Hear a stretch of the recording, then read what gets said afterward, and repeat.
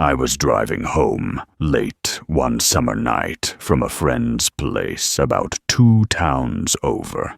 The air was warm, the kind that sticks to your skin, and the highway stretched out ahead of me, empty except for the occasional semi-truck rumbling by. The road was 2 lanes each way, lined with dark woods on either side, and the only light came from my headlights and the soft glow of the dashboard. I rolled the window down a little, letting in the warm wind and the faint smell of pine trees.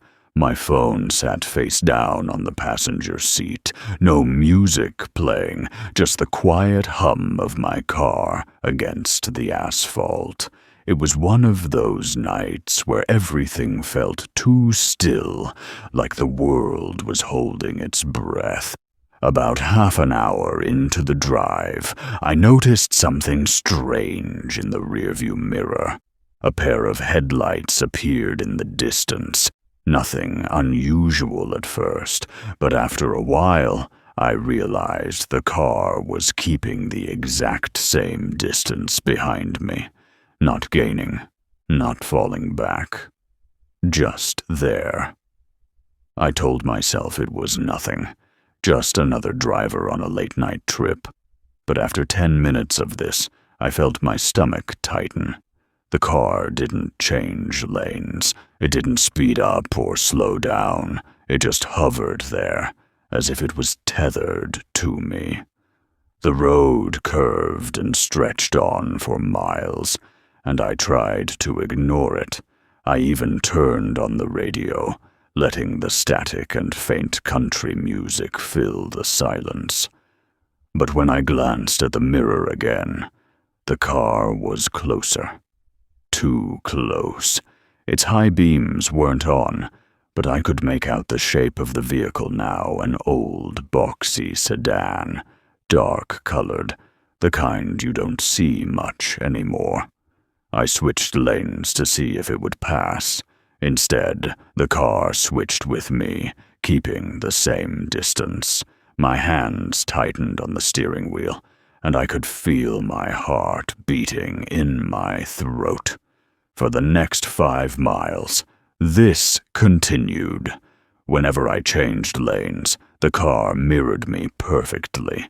It was like playing a dangerous game of follow the leader. Finally, I decided to test it. I slowed down, gradually dropping my speed from 70 to 50, then 40. The sedan slowed too, sticking behind me at the same distance. Not once did it try to overtake me. That's when the fear set in deep. The woods lining the highway seemed darker now, pressing in on either side, the trees twisting into shapes my mind wanted to turn into figures. My headlights cut only a narrow path, and I started to imagine faces staring from the tree line, waiting for me to stop. At the next exit, I flicked on my turn signal and pulled off. The sedan followed. I took a deep breath, palms sweating, and guided my car down the ramp. This wasn't just coincidence anymore. Whoever was behind me wanted to follow. The exit curved into a smaller road, lined with broken street lamps and empty parking lots. I drove faster now, my nerves screaming. The sedan kept behind me, close enough that I could see the silhouette of the driver. But something was off. The figure in the driver's seat seemed too still. No shift of hands on the wheel, no movement of the head, just a shadow locked forward. I turned into an old gas station lot, its windows boarded up, weeds growing through cracks in the pavement. I thought maybe if I stopped suddenly, the car would drive past, reveal itself as some stranger going the same way. But when I braked and pulled over, the sedan braked too. It stopped right across from me, engine idling, headlights washing over my car. I gripped my phone, ready to call 911. But when I unlocked the screen, I noticed something that made my blood freeze. I hadn't had service since I got off the highway. No bars, nothing. I looked back up. The sedan's headlights flickered, then shut off. The engine cut. Darkness swallowed us. I sat there, frozen, my car still running. My own headlights barely illuminated the figure inside the other car. But then, the driver's door opened. A man stepped out. He was tall, dressed in dark clothes, and moved unnaturally slow, like each step was deliberate. His face was hard to see, shadowed by the glow of my lights, but what I could make out didn't look right. His eyes caught the beams, pale, almost reflective, like an animal's. He didn't say anything, didn't shout, didn't rush me. He just stood there, staring across the lot, his head tilting slightly like he was studying me. My instinct screamed at me to leave, and I slammed my foot on the gas, peeling out of the lot and back toward the ramp. My tires squealed, the smell of burnt rubber filling the car. But I didn't care. As I hit the ramp, I checked the mirror. The man was standing exactly where I'd left him, in the middle of the lot, watching me go. I didn't stop driving until I reached my town, pulling into a crowded 24-hour diner, shaking so badly I could barely hold the wheel. I parked under the lights, surrounded by other cars, and only then did I feel a shred of safety. When I finally looked at my rearview mirror again, my stomach dropped. There, faint but unmistakable, was a handprint smeared across the inside of the back window. I live alone.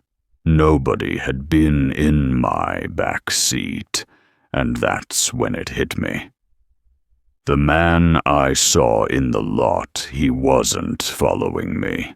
He was watching me leave, because he had already been with me the whole time. It was close to midnight when I left work that Friday. I'd stayed late finishing up reports, and by the time I walked out, the city streets were nearly empty. My commute home took me through a long stretch of interstate that cut through farmland and woods, about 40 miles of nothing but flat road, scattered exits, and the occasional gas station. Normally I didn't mind. Driving at night calmed me, but that night, something about the silence in the air put me on edge.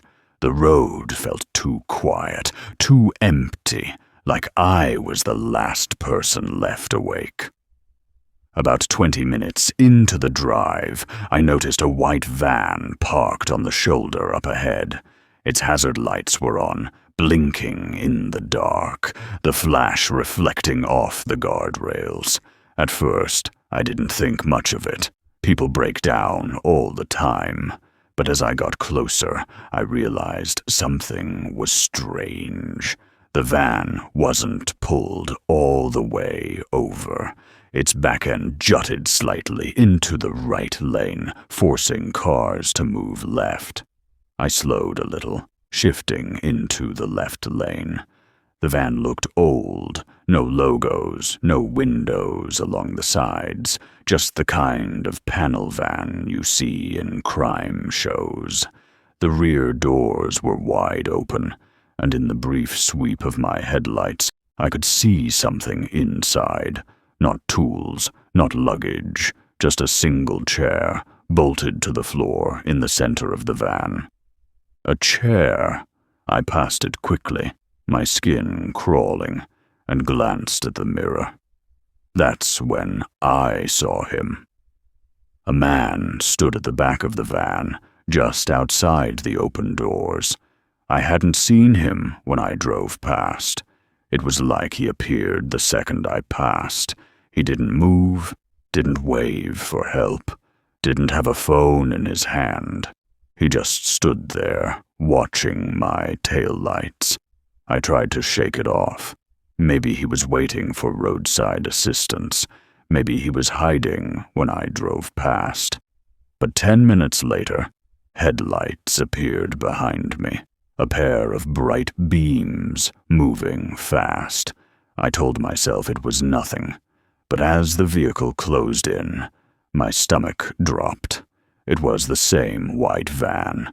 It pulled into the left lane, rode up alongside me, then slowed to match my speed. I kept my eyes forward, refusing to look, but out of the corner of my vision, I saw the driver. He was leaning forward, both hands gripping the wheel tightly. His face was pale, his mouth stretched into the faintest smile. And in the passenger seat, there was someone else. A second figure, completely still, head tilted toward me. I sped up. The van sped up too.